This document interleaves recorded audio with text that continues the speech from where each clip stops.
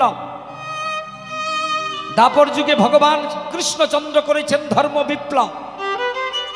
বিপ্লব দাঁত বার করে হাসতে হাসতে হয় না বাবা।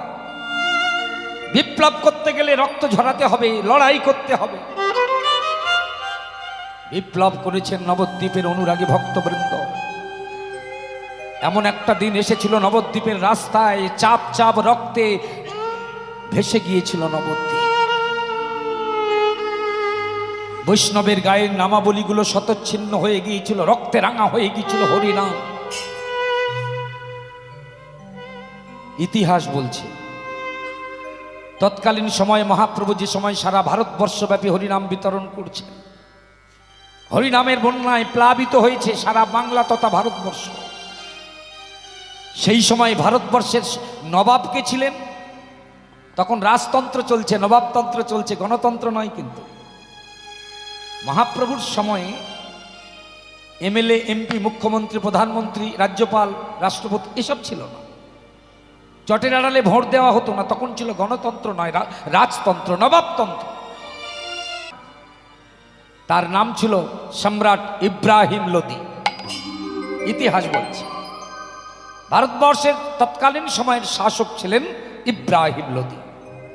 আর আমাদের এই বাংলার যিনি নবাব ছিলেন, রাজধানী কলকাতা নয়, তখন রাজধানী ছিল মালদা জেলা। এখনো সেই মালদহ জেলা গৌরমণ্ডল সেই স্মৃতি বহন করে চলেছে। আর তৎকালীন সময়ে বাংলার নবাব যিনি ছিলেন তিনি হলেন শাহেনশাহ হোসেন শাহ। এক একটি অঞ্চল আজকে যেমন প্রধান আছে, তখনকার দিনে প্রধান বলা হতো না, বলা হতো কাজী। এক একটা মুলুক শাসন করতেন।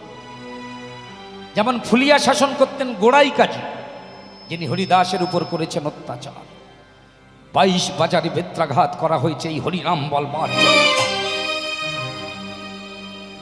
তিনি হলেন গোড়াই কাজী। আর নবদ্বীপে যিনি শাসন করেছেন হোসেন শাহের অনুকূলে, হোসেন শাহের তত্ত্বাবধানে, হোসেন শাহের পরামর্শে, হোসেন শাহের পরিচালনায় তৎকালীন সময়ে নবদ্বীপের শাসক যিনি ছিলেন তিনি হলেন মলয় চাঁদ কাজী সাহেব। মহাপ্রভু মনে মনে চিন্তা করলেন, সাধারণ মানুষকে যদি হরিনামের বন্যায় ভাসাতে হয়, সাধারণ মানুষকে যদি কলিজীব কলিহত মানুষকে যদি উদ্ধার করতে হয়, আগে শাসকগুলোকে দমন করতে হবে। এই কাজীগুলোকে আগে হরিনামে ডোবাতে হবে। তাই তিনি সন্ন্যাস গ্রহণ করে প্রথম চলে গেলেন মালদা জেলায়। যেখানে যায় সেখানে অগণিত মানুষের ঢল নামে, দলবদ্ধ সারিবদ্ধ মানুষ যেই গৌরাঙ্গের দিকে তাকায় সেই তার উদ্ধত শির গৌর চরণে লুটিয়ে দেয়। হাজার হাজার লক্ষ লক্ষ ভক্ত নিয়ে মালদা জেলা মেতে উঠল হরিনামে। তৎকালীন শাসক হোসেন শাহ মনে মনে চিন্তা করলেন, সর্বনাশ, দবির খাস, সাকর মল্লিক, দুজন মন্ত্রী ছিলেন। প্রধানমন্ত্রীর নাম হচ্ছে দবির খাস, যিনি পরবর্তীকালে মহাপ্রভু যার নাম দিয়েছিল সনাতন প্রভু। আর অর্থমন্ত্রী ছিলেন সাকর মল্লিক, মহাপ্রভু পরে যার নাম দিয়েছিলেন রূপ।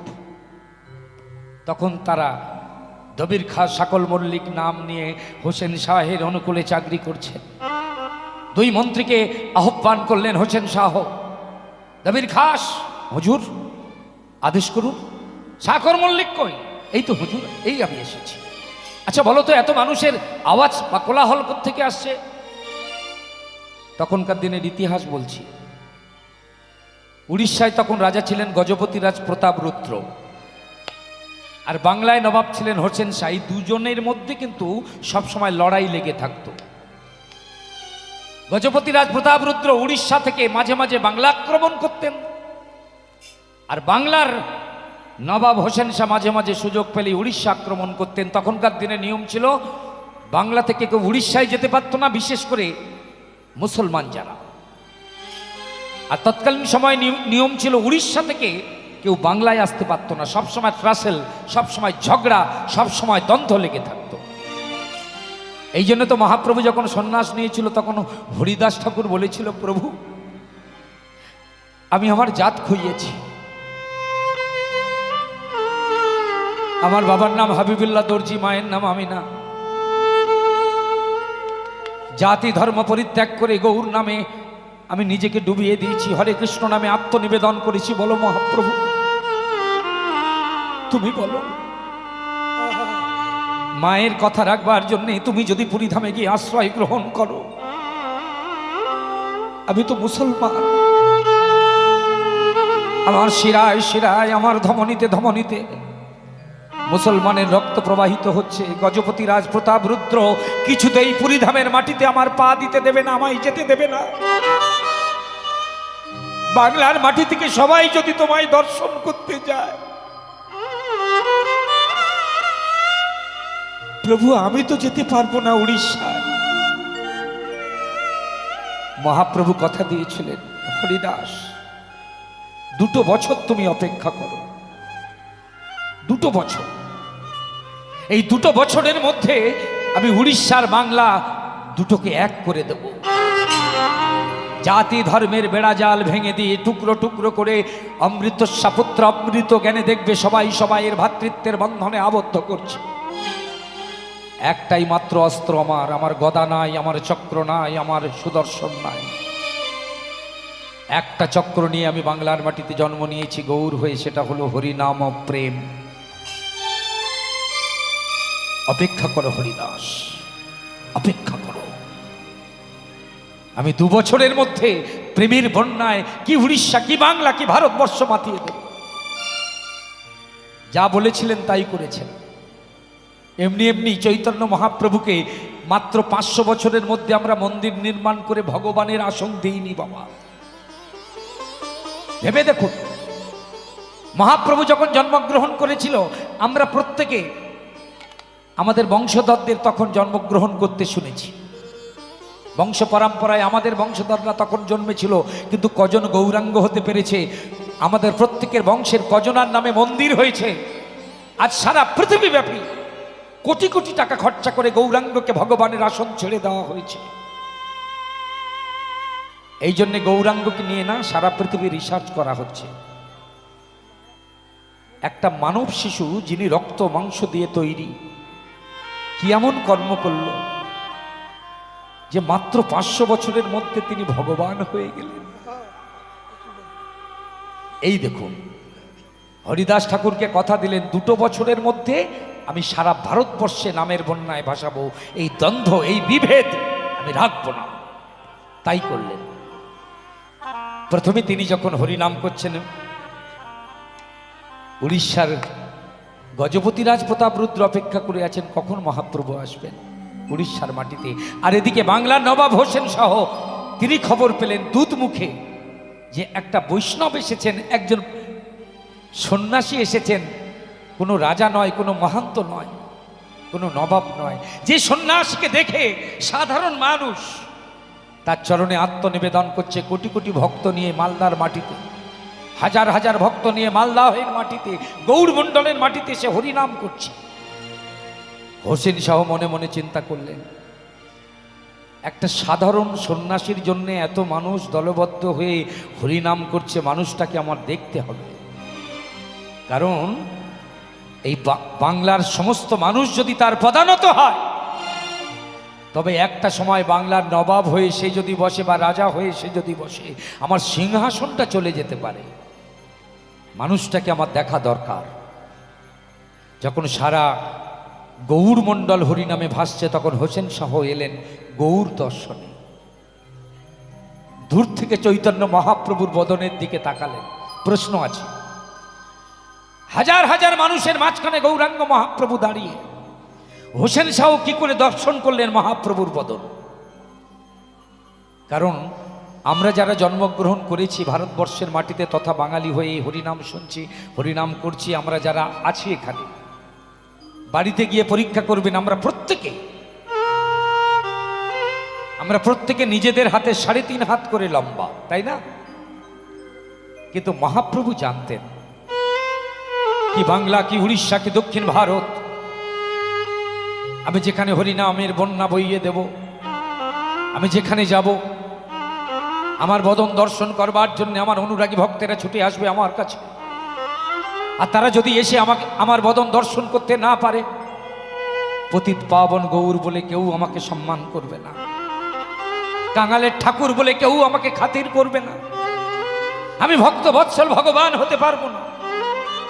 তাই মহাপ্রভু সিদ্ধান্ত নিলেন, আমি যখন জন্মগ্রহণ করব সাধারণ মানুষের থেকে একটু আলাদা। শাস্ত্র বললেন নিজের হাতে 3.5 হাত নয়, 4 হাত লম্বা মহাপ্রভুর দেহ ছিল। এই পরিধিকে বাংলা ব্যাকরণে বলা হয় ন্যাগ্রোধ পরিমণ্ডল। 4 হাত লম্বা। আবার হাতগুলো কেমন দেখুন, আমরা যখন সোজা হয়ে দাঁড়াই আমাদের হাতগুলো জানু বা হাঁটুর উপরে থাকে, আর মহাপ্রভু যখন সোজা হয়ে দাঁড়াতেন আজানুলম্বিত ভুজ, আজানুলম্বিত, হাঁটু পেরিয়ে যেত তার হাত, এত লম্বা লম্বা। সেই হাতের 4 হাত লম্বা কেন? তিনি জানতেন ভক্ত তো আসবে আমার বদন দর্শন করবার জন্য, আমার চাঁদ বদন দর্শন করে তাদের আদি দৈবিক, আদি ভৌতিক, আদি আত্মিক জ্বালা দূরীভূত হবে। কিন্তু আমার বদন যদি দর্শন না পায় তাহলে আমি ভগবান সত্তা বজায় রাখবো কি করে? হোসেন শাহ দর্শন করলেন গৌর বদন। দবির খাস সাকর মল্লিককে বললেন, আমি গৌরাঙ্গের সঙ্গে কথা বলতে চাই, ওই সন্ন্যাসীর সঙ্গে দেখা করতে চাই। দুধ পাঠিয়ে দেওয়া হলো, মহাপ্রভু বলল হবে না। কেন? মুসলমান বলে? বলে না, মুসলমান বলে না। এই জগৎ সংসারে একটাই ধর্ম, সেটা হচ্ছে মানব ধর্ম। শুনুনে মানুষ ভাই, সবার উপরে মানুষ সত্য, তাহার উপরে নাই।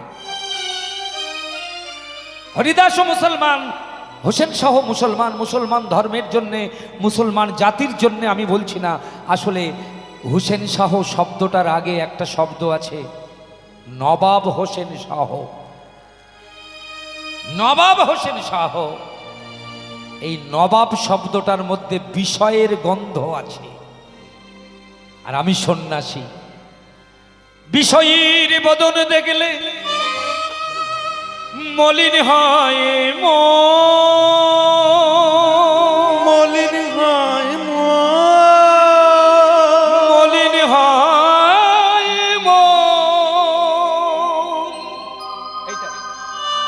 আর মলিন মনে নাহি হয় শ্রীকৃষ্ণ ভজ, শ্রীকৃষ্ণ ভজ। বিষয়ীর বদন দেখলে মলিন হয় মন। আমি সন্ন্যাসী, আমি বিষয়ীর বদন দেখব না। নবাব শব্দের মধ্যে বিষয়ের গন্ধ আছে, রাজা শব্দের মধ্যে বিষয়ের গন্ধ আছে। আমি ওই নবাব রাজা এদের বদন দেখি না। কথাটা দূত নিয়ে বয়ে নিয়ে রাজা নাকি নবাব হোসেন শাহের কানে দিল, নবাব বাহাদুর, ওই সন্ন্যাসী বলেছে আপনার নবাব শব্দের জন্য আপনার দর্শন মিলবে না। হোসেন শাহ ঘরে ফিরে গেলেন, দরজা জানলা বন্ধ করে পশ্চিম দিকে মুখ করে হাত দুটো উপরে তুলে ধরে বলে উঠল, হে খোদা তালা, যেই আল্লাহ সেই যদি হরি হয়, তবে হে গৌরাঙ্গ, তুমি যেমন হিন্দুদের হরি তেমন আমার আল্লাহ। ওরা সবাই বলছে নন্দের নন্দন যেই শচীসুত হইল সেই। তুমি যদি নন্দনন্দন কৃষ্ণ হয়ে থাকো তবে আমারও আল্লাহ। তুমি যে আমাকে বলছো নবাব শব্দের মধ্যে বিষয়ের গন্ধ আছে, আমি যদি নবাব হই, আমি তো গৌরের নবাব। আর তুমি তো ত্রিভুবনের ঈশ্বর। পৃথিবীর বুকে যত জীব জন্মগ্রহণ করেছে,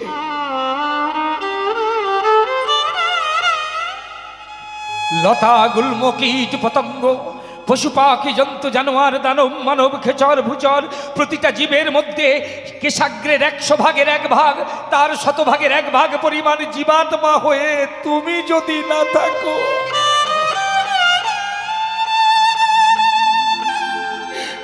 তবে জীবের অস্তিত্ব থাকবে না।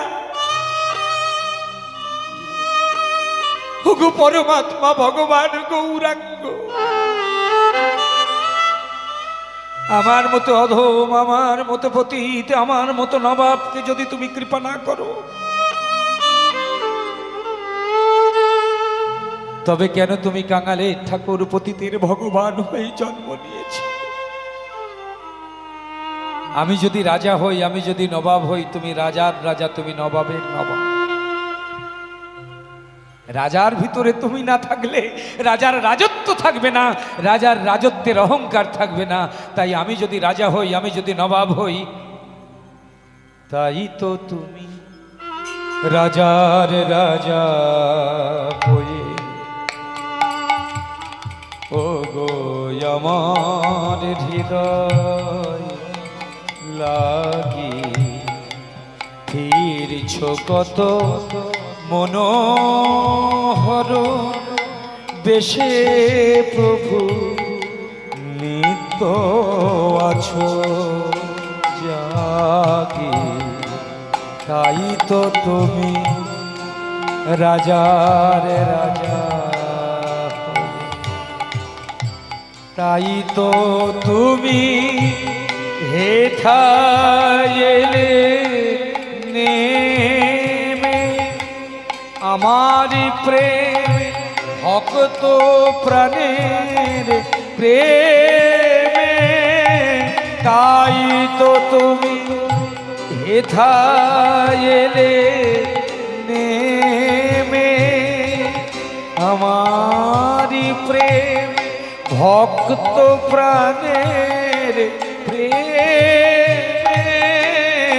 মূর্তি তোমার যুগল সম্মেলনে প্রভু, নিত্য বিরাজিছে, তাই তোমার আনন্দ আমার পর, তুমি তাই এসেছ নিচে আমার, নইলে ত্রিভুবনেশ্বর তোমার প্রেম হবে যে মিছে, তাই তোমার আনন্দ আমার পর, তাই তোমার আনন্দ আমার পর, তাই তোমার আনন্দ আমার পর। হে দয়াল, তাই তোমার আনন্দ আমার পর। পর মানে এখানে আপন পর নয় বাবা, এটা বাংলা ভাষা, শুনতে একই লাগলেও একই নয়। এখানে পর মানে উপর, হর্ষ উচ্চ আছে। আমার উপর তোমার এত আনন্দ, মুসলিম শাসনাধীন এই গৌড়েশ্বর, এই গৌড় মণ্ডল, আর আমি সেই মুসলমান যে গৌড়েশ্বর। আমাকে দর্শন দেওয়ার জন্য তুমি এখানে এসেছো, আমি বুঝে গেছি, কিন্তু আমাকে যদি দর্শন না দাও, তাহলে তোমার এই প্রেম হবে যে মিছে। লেখাটা রবীন্দ্রনাথের, কিন্তু ভাবটি গৌড়েশ্বর হোসেন সাহেব। আপনারা জানেন কি জানি না, এই গৌড়েশ্বর হোসেন শাহ পরবর্তী সময়ে বৈষ্ণব ধর্মগ্রহণ করে অনেকগুলো পদাবলীও তিনি লিখেছেন। বৈষ্ণব পদাবলী তার রয়েছে। হোসেন শাহ উদ্ধার যেমন তিনি করেছিলেন, বাংলার মাটিতে, নদিয়ার মাটিতে তিনি চাঁদকাজিকেও উদ্ধার করেছিলেন। কারণ একটা সময় নবদ্বীপের ব্রাহ্মণেরা সবাই চাঁদকাছির কাছে নালিশ করতে গিয়েছিল যে কাজী সাহেব, আমাদের নবদ্বীপের মাটিতে এমন হরিনাম যদি চলতে থাকে, তাহলে আমরা ব্রাহ্মণেরা দুর্গা পূজা, লক্ষ্মী পূজা, কালী পূজা, সরস্বতী পূজা যারা করে খাই, পূজা অর্চনা যাগযজ্ঞ আমাদের ধর্ম, আমরা ব্রাহ্মণ, তাহলে এই পূজা অর্চনা যাগযজ্ঞ আমাদের একদিন বন্ধ হয়ে যাবে। কারণ শচীনন্দন গৌরাঙ্গ নবদ্বীপের মাটিতে প্রচার করছে, এই যুগে যাগ নাই, যজ্ঞ নাই, বার নাই, ব্রত নাই, ধ্যান নাই, ধারণা নাই, তন্ত্র নাই, মন্ত্র নাই, বিশুদ্ধ ব্রাহ্মণ নাই, এমনকি এত বড় বুকের পাটা বলছে শুদ্ধ বস্তু ঘৃত নাই, বিশুদ্ধ ব্রাহ্মণ নাই, একমাত্র হরিনাম হচ্ছে অনন্তমূল বস্তু। ভাই বলুন নবাব বাহাদুর, বলুন কাজী সাহেব, বলুন হুজুর, আমরা ব্রাহ্মণেরা কি করে খাবো? দুনিয়ার সবাই যদি হরিনামে মত্ত হয়, দুর্গা পূজা লক্ষ্মী পূজা যদি কেউ না করে, আমরা চলবে কি করে? আমাদের মলয় চাঁদ কাজী বলেছিল, তোমরা যার নামে নালিশ করতে এসেছিল সে আমার কে হয় জানো? কুলিন কুলিন ব্রাহ্মণেরা, তাবড়ো তাবড়ো ব্রাহ্মণেরা, যাদের নামে বাঘে হরিণে নবদ্বীপের মাটিতে এক ঘাটে জল খায়, বন্ডশ্রেষ্ঠ ব্রাহ্মণেরা সবাই চোখ তুলে তাকিয়ে বলেছিল, হুজুর, যে নিমাইয়ের নামে আমরা নালিশ করতে এসেছি আপনার দরবারে এই মিয়াপুরে, সে তো হিন্দুর ব্রাহ্মণ, মিশ্র ঘরে জন্মগ্রহণ করেছে, তার বাবার নাম জগন্নাথ মিশ্র, সে আবার আপনার কে হয়? মলয় চাঁদ কাজী সেদিন বলেছিল, হে কুলীন ব্রাহ্মণগণ, আপনারা জানেন না, নিমাই আমার খুব আদরের একটা সম্পর্ক তার সঙ্গে আছে। সে আমার কি হয় জানেন? সে আমার ভাগ্নে হয়, আমি তার মামা, বড় মিষ্টি ছেলে, আর তার নামে আপনারা নালিশ করতে এসেছেন। ব্রাহ্মণেরা সবাই বলা কওয়া করেছিল, যার গরুতে ধান খায় তার কাছে বিচার যদি জানানো হয়, বিচার কোনোদিন সুস্থভাবে হবে না। কিন্তু হুজুর যাবার সময় একটা প্রশ্ন আছে, কি সম্পর্কে নিমাই আপনার কি করে ভাগ্নে হয় একটু বলবেন? তবে শুনুন, এই মিয়াপুরের পাশেই নিমাইয়ের মামার বাড়ি। নিমাইয়ের মায়ের নাম শচী রানী, আমার বোন। ছোটবেলা থেকে একসঙ্গে মানুষ হয়েছি, আমাকে দাদা বলে ডাকতো, পাড়া সম্পর্কে, গ্রাম সম্পর্কে। আর ওই নীলাম্বর চক্রবর্তী, শচী রানীর বাবা, ভারতবর্ষের বিখ্যাত জ্যোতিষী, পাড়া সম্পর্কে তাকে আমি চাচা বলে ডাকতাম, কাকা বলে ডাকতাম। নীলাম্বর চক্রবর্তী হয় মোর চাচা, হয় মোর চাচা, মানুষ হিসাবে নীলাম্বর হয় বড় সাচ্চা। নীলাম্বর চক্রবর্তী হয় মোর চাচা, মানুষ হিসাবে নীলাম্বর হয় বড় সাচ্চা। নীলাম্বর চক্রবর্তী হয় নিমাইয়ের নানা, হয় নিমাইয়ের নানা মামা, মায়ের বাবা। সেই সূত্রে নিমাই চাঁদে হই আমি মামা, হই আমি মামা। সাধু সাধু সাধু সাধু মামা ভাগ্নে যেখানে ভয় নাই। বলল, হুজুর তাহলে আমাদের বিদায় নেই দিন। যে আশায় বুক বেঁধে এসেছিলাম সকালবেলায় আপনার দরবারে, সেই আশা আমাদের পূরণ হবে না, কারণ মামা ভাগ্নের সম্পর্ক যেখানে সেখানে দ্বন্দ্ব হবে কি করে। কিন্তু এই হরিনাম নবদ্বীপের মাটি থেকে বন্ধ যদি না হয়, আমরা ব্রাহ্মণেরা বাঁচব না। একটা দিন আসবে যেদিন নবদ্বীপের মাটি থেকে ব্রাহ্মণেরা বিদেশে চলে যাবে, যেখানে প্রাণ ভরে তারা দুর্গা পূজা, লক্ষ্মী পূজা, কালী পূজা, সকল দেবদেবীর পূজা করতে পারবে। মলয় চাঁদ কাজী বলেছিলেন, শুনুন, নালিশ যখন আপনারা করতে এসেছেন, আপনাদের শুধু মুখে ফিরিয়ে দেব না। একটা অনুচর ছিল, ভৃত্য ছিল, নাম তার গোলাম হোসেন। মলয় চাঁদ কাজী বলল, গোলাম হুজুর, সাত সকালে আমার বাড়িতে বর্ণশ্রেষ্ঠ ব্রাহ্মণেরা এসেছে নালিশ নিয়ে, তাদের হিন্দুদের হরিনাম বন্ধ করবার জন্যে।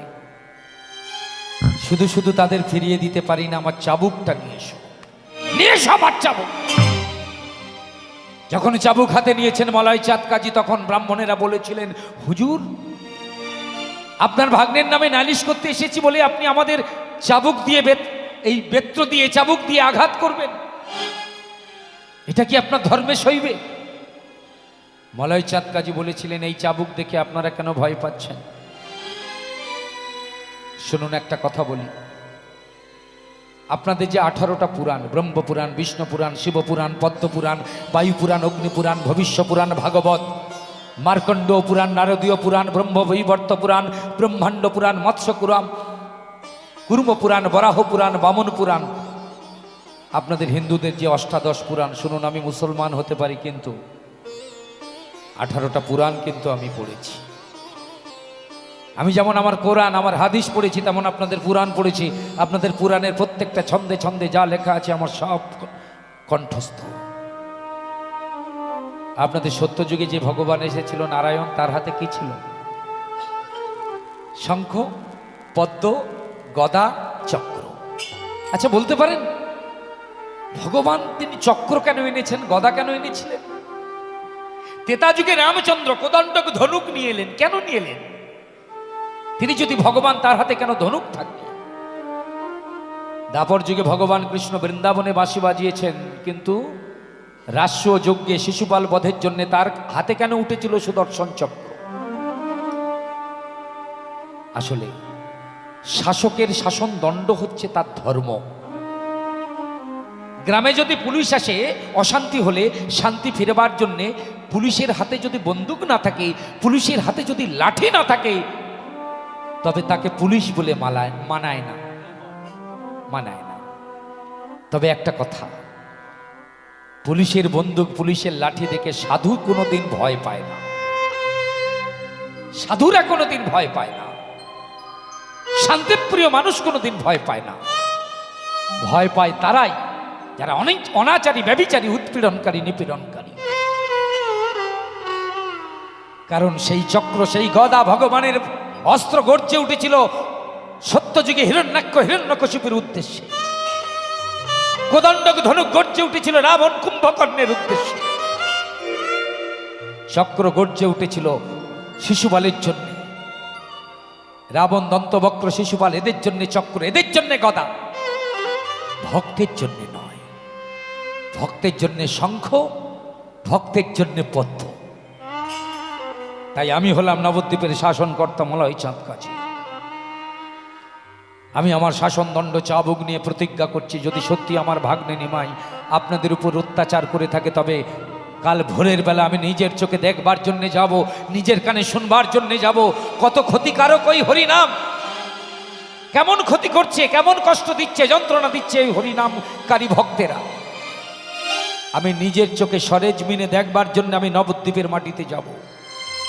যান, আপনারা চলে যান। ভক্তমণ্ডলী মায়েরা, ব্রাহ্মণেরা আনন্দ করতে করতে ফিরে গেল। তাহলে হরিনাম বন্ধ হচ্ছে। ঘরের মধ্যে গিয়ে দরজা বন্ধ করে যখন গোলাম মলয় চাঁদ কাজী বসেছেন, গোলাম হোসেন কাছে গিয়ে বলছেন, হুজুর, হিন্দু করবে হরিনাম, তাদের ধর্ম আচরণ, মুসলমান করবে আজান, তার ধর্ম আচরণ।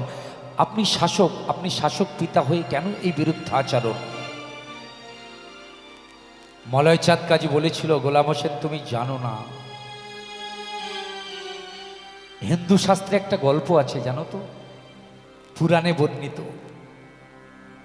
নারায়ণের নাকি দুজন দাড়ি ছিল, একজনের নাম জয় আর একজনের নাম বিজয়। তারা সবসময় বৈকুণ্ঠ অধিপতি নারায়ণের দ্বার রক্ষা করত। জানো গোলাম, আমি গল্পটা মন দিয়ে পড়েছি, মন দিয়ে। একদিন জয় বিজয় দরজার কাছে বসে আছে, দ্বার রক্ষা করছে। ঠিক এমন সময় সেখানে উপস্থিত হলো দুর্বাসা মুনি, মহা তেজস্বী দুর্বাসা। গিয়ে বলল, শোনো জয় বিজয়, আমি ভগবান বিষ্ণু দর্শনে এসেছি, আমার দ্বার ছেড়ে দাও। জয় বিজয় চিনতে পারেনি দুর্বাসাকে। বলেছিল, শুনুন, যখন তখন দর্শন হবে না, কি একটা ভিজিটিং আওয়ার থাকে, দর্শনের সময় থাকে, ভগবান এখন বিশ্রাম করছে, আপনি চলে যান। এই দুর্ব্যবহার করেছিল বলে দুর্বাসা মুনি বলেছিল, শোনো জয়, শোনো বিজয়, ভগবানের দ্বার রক্ষা করছে বলে তোমাদের মনে অহংকার জন্ম নিয়েছে, আমি তোমাদের অভিশাপ দিচ্ছি। ভগবানের দর্শনে বাধা দেওয়ার কারণে আমি দুর্বাসা মুনি অভিশাপ দিচ্ছি। ভগবানের চরণ ছেড়ে তোমাদের দূরে, বহু দূরে চলে যেতে হবে। যেই না বলেছেন আমি দুর্বাসা মুনি, সঙ্গে সঙ্গে জয় বিজয় আছাড় দিয়ে পড়লেন দুর্বাসা মুনির চরণে। কৃপা করো দয়াল, হে মুনিবর, অপরাধ মার্জনা করো, আমরা তোমাকে চিনতে পারিনি। কৃপা করো ভগবান, কৃপা করো ভগবান, কৃপা করো ভগবান, মুনিবর, কৃপা করো মুনিবর, কৃপা করো ভগবান, কৃপা করো ভগবান, কৃপা করো ভগবান, কৃপা করো ভগবান, আপন করম ফলে চিনি নাই তোমারে, আপন করম ফলে চিনি নাই তো মারে, আপন কর্ম করম ফলে চিনি নাই তো মারে, অপমান ভুলে নাও কোলে তুলে, আর ভুলে নাও কোলে তুলে, অপমান ভুলে কোলে তুলে, অভিমান ভুলে নাও গো কোলে তুলে, বিমান ভুলে নাও কোলে তুলে, চরণেতে দাও স্থান, করো ভগবান, মুনিবর, ভগবান, কৃপা করো ভগবান, কৃপা করো ভগবান, কৃপা করো দয়া করো করুণা,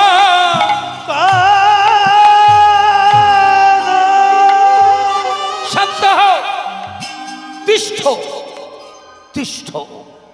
আমি দুর্বাসা মুনি, তোমাদের চোখে জল দেখে আমার মন হয়েছে বিগলিত। শোনো শোনো জয়, শোনো বিজয়, অপরাধ করেছিলে বলে আমি রুষ্ট হয়ে অভিশাপ দিয়েছিলাম। তোমাদের চোখের জল দেখে আমার মন দ্রবীভূত হয়েছে, ভিজে গেছে। ভগবানের চরণে তোমরা আবার ফিরে আসবে, কিন্তু তোমাদের সামনে দুটো পথ খোলা আছে। এখন তোমরা কোন পথ বেছে নেবে সেটা তোমাদের ব্যাপার। ভগবানকে যদি পুনরায় ফিরে পেতে চাও, ভগবানকে পুনশ্চ যদি দর্শন করতে চাও, তবে তোমাদের কাছে দুটো পথ, একটা হচ্ছে শত্রু, একটা হচ্ছে মিত্র। যদি ভগবানের বন্ধু হয়ে জন্মগ্রহণ করো, মিত্র হয়ে জন্মগ্রহণ করো, তবে তোমাদের 7টা জন্ম অপেক্ষা করতে হবে, 7 জন্ম। আর যদি ভগবানের শত্রু হয়ে জন্মাতে পারো, ভগবান বিদ্বেষী হয়ে যদি জন্মাতে পারো, মাত্র 3 জন্ম পরে তোমরা ভগবানকে আবার ফিরে পাবে, ফিরে পাবে। জয় বিজয় বলেছিল মুনিবর, শত্রু বুঝি না, মিত্র বুঝি না,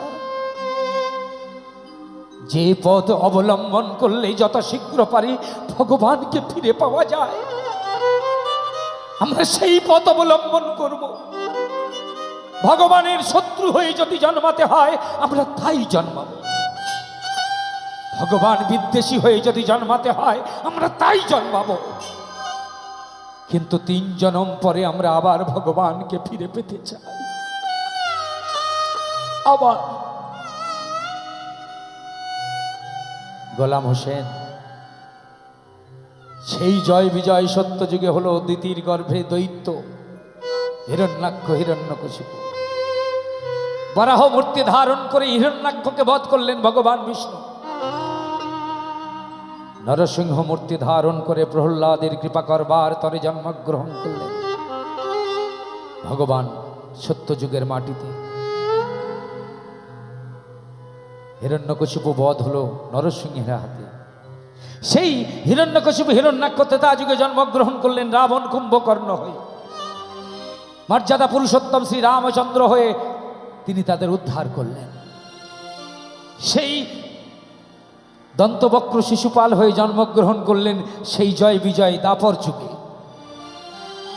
আর কলিযুগে সেই দুই ভাই হলেন জগাই আর মাথায়। ভগবানের শত্রু হয়ে যদি তাড়াতাড়ি ভগবানকে পাওয়া যায়, তবে শোনো, কাল সকালে আমি ভগবানের শত্রু হয়ে যাব। আমি খোল ভাঙব, আমি করতাল গঙ্গার জলে ফেলে দেব, হরিনামকারী ভক্তের উপরে করব অত্যাচার, চাবুকের আঘাতে আঘাতে জর্জরিত করে দেব ভক্তের অঙ্গ। যদি ভগবান পতিত পাবন ভগবান যদি গৌর হয়ে জন্ম নেয় নদিয়ার মাটিতে, ভক্ত বাঞ্ছা পূরণ করবার জন্য, ভক্ত বৎসল ভগবান ভক্তকে রক্ষা করবার জন্য নিশ্চয়ই আমার সামনে এসে দাঁড়াবে। যেমন করে হিরণ্যাক্ষের সামনে এসে দাঁড়িয়েছিল, যেমন করে হিরণ্যকশিপুর সামনে এসে দাঁড়িয়েছিল, যেমন করে রাবণ কুম্ভকর্ণের সামনে দাঁড়িয়েছিল, তেমন আমার সামনে আমার ভাগ্নে নিমাই নিশ্চয়ই এসে দাঁড়াবে, আমাকে কৃপা করবে। আমি ভগবানকে চেনার জন্যে, জানার জন্যে, ধরার জন্যে যাব নবদ্বীপের মাটিতে। সকাল হয়ে গেল। হুন হুনা রে হুন হুনা, এই বলো হুন হুনা, হুনা রে হুন হুনা, আয়া বলো হুন হুনা, হুনা রে হুন হুনা, আয়া বলো হুন হুনা। এ পালকি চলে দুলকি চলে, গগন তলে আগুন জ্বলে। হুনা রে হুন হুনা, আয়া বলো হুন হুনা। হন হনা রে হন হনা, হেয়া বলো হন হনা। হে পালকি চলে দুলকি চলে, গগন তলে এই আগুন জ্বলে, গগন তলে এই আগুন জ্বলে। হুন হুনা আয়া বলো হুন হুনা, হন হনা রে হন হনা, হেয়া বলো হন হনা। জয় মলয় চাঁদ কাজীর জয়, জয় নবদ্বীপের শাসনকর্তা মলয় চাঁদ কাজীর জয়, জয় নবদ্বীপের মহানুভব শাসনকর্তা মলয় চাঁদ কাজীর।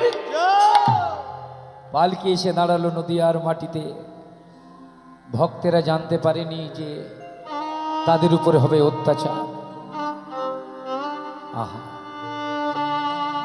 সকালবেলায় নবদ্বীপের গৌর অনুরাগী ভক্তেরা সবাই শ্রীখোল করতাল নিয়ে গঙ্গার তীর অভিমুখে চলেছেন। ভজ শ্রীকৃষ্ণ, কহ শ্রীকৃষ্ণ, লহ শ্রীকৃষ্ণের নাম রে। ভজ শ্রীকৃষ্ণ, সবাই একটু করতালি দিতে দিতে মায়েরা হরিবল হরিবল। লহ শ্রীকৃষ্ণের নাম রে। ভজ শ্রীকৃষ্ণ নাম কৃষ্ণ, কহ শ্রীকৃষ্ণের নাম রে। যে জনা শ্রীকৃষ্ণ ভজে, সে হয় আমার প্রাণ রে। জনাসি কৃষ্ণ ভাজে, সে হয় আমার প্রাণ রে। প্রভাতে শ্রী কৃষ্ণ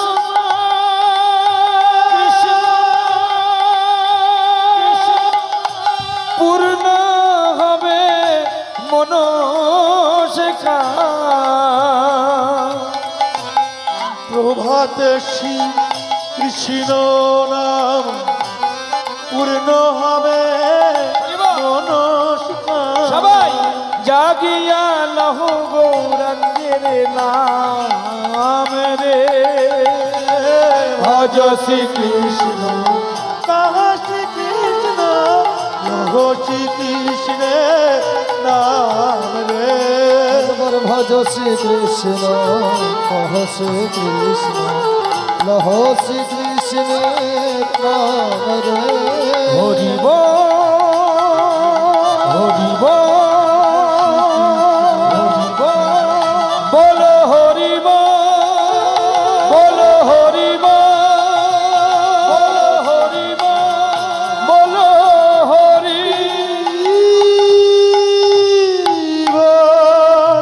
হরি হরি বল বন্ধ করো বন্ধ করো এই হরিনাম বন্ধ করো। কাজী সাহেবের অনুমতিক্রমে বাংলার মাটিতে নদিয়ার ভক্তদের হরিনাম বন্ধ করার আদেশ হলো। তোমরা যে হরিনাম করছো কাজী সাহেবের অনুমতি নিয়েছো? তোমরা যে শ্রীখোল বাজাচ্ছ কাজী সাহেবের অনুমতি নিয়েছো? বৈষ্ণবেরা বললেন, বারে বা, হরিনাম করবার জন্য আবার কাজীর অনুমতি? তোমরা জানো হরিনাম কেন করা হয়? হরে কৃষ্ণ। হরিনামের উপকারিতা কি? শোনো ভাই কাজীর দল, শাসনের হুমকি দিয়ে তোমরা যে আমাদেরকে বলছো হরিনাম করবার জন্য কাজীর অনুমতির প্রয়োজন হয় না, অনুমতি নিতে হয় না। যেমন মানুষ স্বাভাবিক ঘুমায়, এই ঘুমাতে গেলে যেমন শাসকের অনুমতির প্রয়োজন হয় না, মলত্যাগ মূত্রত্যাগ করতে গেলে যেমন কাজীর অনুমতির প্রয়োজন হয় না, তেমন হরিনাম করতে গেলে অনুমতি নিতে হয় না। কারণ হরিনাম কেন করে জানো? শোনো, আমাদের এই দেহটা হচ্ছে খাঁচা, আর দেহের ভিতরে যে আত্মা আছে সেটা হলো পাখি। সকালে দুপুরে বিকালে সন্ধ্যায় রাত্রে আমরা যে ভাত ডাল রুটি তরি তরকারি খাই, সেবা করি, প্রসাদ পাই, এগুলো আমাদের দেহের পুষ্টির জন্যে, খাঁচার পুষ্টির জন্যে। যেমন এশিয়ান প্রিন্ট রং এনে খাঁচায় রং করলে যেমন খাঁচার পাখি বাঁচে না, খাঁচায় রং করলে যেমন খাঁচা বাঁচে পাখি বাঁচে না, যেমন ভাত ডাল রুটি তরি তরকারি সেবা করলে দেহ বাঁচে, দেহি বাঁচে না। আমাদের প্রত্যেকের দেহের মধ্যে ভাই পাখি আছে, প্রাণ পাখি। সে ভাত খায় না, ডাল খায় না, রুটি খায় না, তরি তরকারি খায় না, সে খায় হরিনাম। এই নামের ছোলা দিতে হয় আর প্রেমের জল দিতে হয়, তবে পাখি বাঁচবে ভাই। আর তুমি যদি 2-3 দিন সময় মতো নাম না দাও, জল না দাও, দেখবে যত ভালো মন্দ খাও না কেন, বিছানায় গেলে তোমার ঘুম আসবে না, মনটা ছটফট ছটফট করবে। যেটা অর্জুন বলেছিলেন, বেপতুষ্ঠ শরীরে মে রোমহর্ষস্য জায়তে, হে কৃষ্ণ হে সখা কৃষ্ণ। বেপতুষ্ঠ শরীরে মে, বেপথু মানে কি? এই শব্দটা বেপথু মানে মনের কম্পন। আপনারাও দেখবেন বাবা, খাওয়া ভালো হয়েছে, বাড়িতে কোনো অশান্তি নাই, গিন্নির সঙ্গে ছেলে মেয়েদের সঙ্গে ভালো ভাব ভালোবাসা আছে, কিন্তু তবু সারা রাত আপনি ঘুমাতে পারছেন না, আপনার মনের মধ্যে কি যেন একটা অশান্তি, অন্য কিছু নয়। আপনি সময় মতো হরিনাম আস্বাদন করেননি, হরিরূপ দর্শন করেননি, গুরু স্মরণ করেননি, পিতামাতার স্মরণ করেননি, ভগবত প্রীতি আপনার হৃদয়ে জন্মায়নি। 2-3 দিন যদি উপোস দেন, প্রাণ আপনার ছটফট করবে, ঘুমাতে পারবেন না। কারণ দেহের খোরাক যদি থাকে, মনের খোরাক তো থাকবে। সেই মনের খোরাক হচ্ছে এই হরিনাম। শোনো কাজীর দল, তোমাদের কাজী সাহেবকে বলে দিও আমরা হরিনাম করব, তার অনুমতি ছাড়াই করব। এই নিদারুণ খবরটা চলে গেল নদিয়ার মাটিতে, সুরধনী গঙ্গার তীরে পালকির মধ্যে বসে থাকা মলয় চাঁদ কাজীর কানে। মলয় চাঁদ কাজী বলে উঠল, শোনো, আমার নির্দেশ যারা যারা অমান্য করবে তাদের উপর তোমরা অত্যাচার শুরু করো, খোল ভেঙে ফেলো, করতাল গঙ্গার জলে ফেলে দাও। তাতেও যদি হরিনাম বন্ধ না করে, তবে ওদের উপর লাঠি দিয়ে চাবুক দিয়ে আঘাত করো। হরি বল। আমি শুরুতেই বলেছিলাম হরিনাম এত সহজভাবে এই যে আমরা এত আনন্দ করে করছি, এই দিন সহজে আসেনি বাবা। অনেক লড়াই করেছেন বৈষ্ণবেরা, অনেক রক্ত ঝরিয়েছেন বৈষ্ণবেরা, অনেক ত্যাগ করেছেন বৈষ্ণবেরা। তাই আজকে আমরা প্রাণ ভরে আত্মীয় স্বজন বন্ধু বান্ধবকে নেমন্তন্ন করে এই হরিনামের যজ্ঞটা করতে পারছি। শুরু হলো অত্যাচার, একটা একটা করে লাঠির আঘাতে বৈষ্ণবেরা লুটিয়ে পড়ল নবদ্বীপের মাটিতে। পিচকারি দিয়ে রক্তে ভেসে গেল ওই মুসলমান অনুচরের সর্বাঙ্গ। তবু তারা কি বলল জানেন? খণ্ড খণ্ড হয় দেহ, হে কাজীর দাস, মেরে ফেলো আমাদের, তবু আমাদের বদন থেকে আমরা হরিনাম বন্ধ করবো না। যদি যায়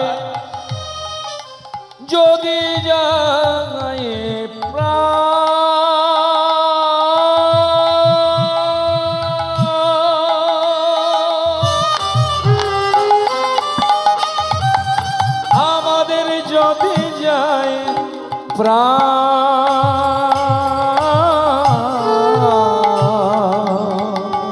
খণ্ড খণ্ড হয় রে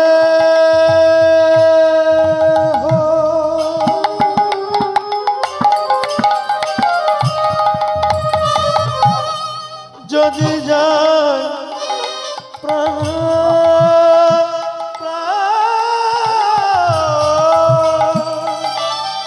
যদি যায় প্রাণ, খণ্ড খণ্ড হয় দেহ যদি যায় প্রাণ, তথাপি না তথাপি না তথাপি না তথাপি না বদনে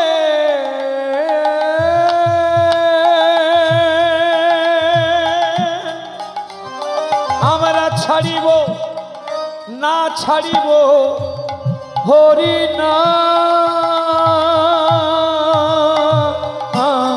ছাড়িব হরিনাম। তথাপি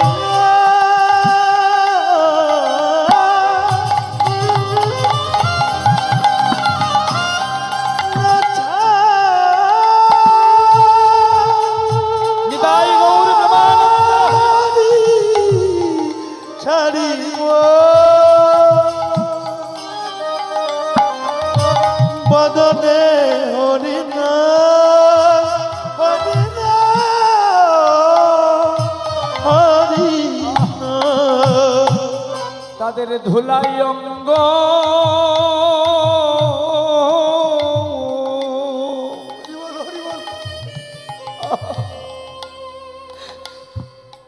অঙ্গ লুটা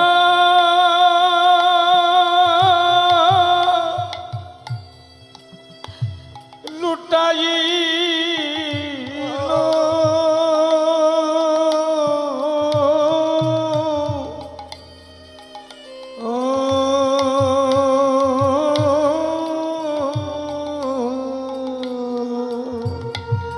তাদের ধুলাই অঙ্গ। গৌর দেখা দাও গৌর, তোমার দেওয়া হরিনাম করে দেখো আমাদের কি দশা। অঙ্গ লুটা কি দশা। গৌর হরি দেখা দাও।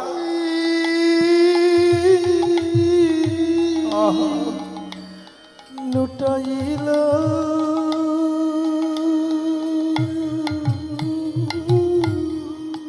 হা কৃষ্ণ কৃপা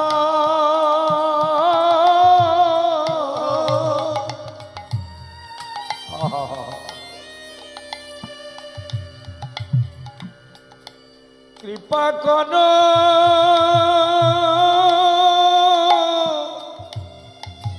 বলে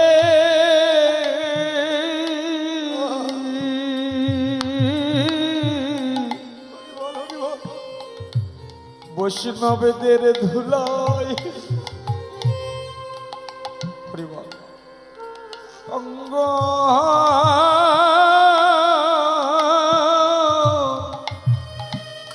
দেখো দেখো লুটা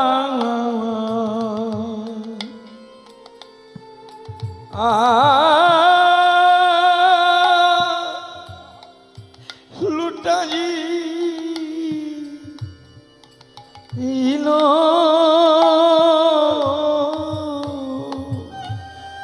চেনাতে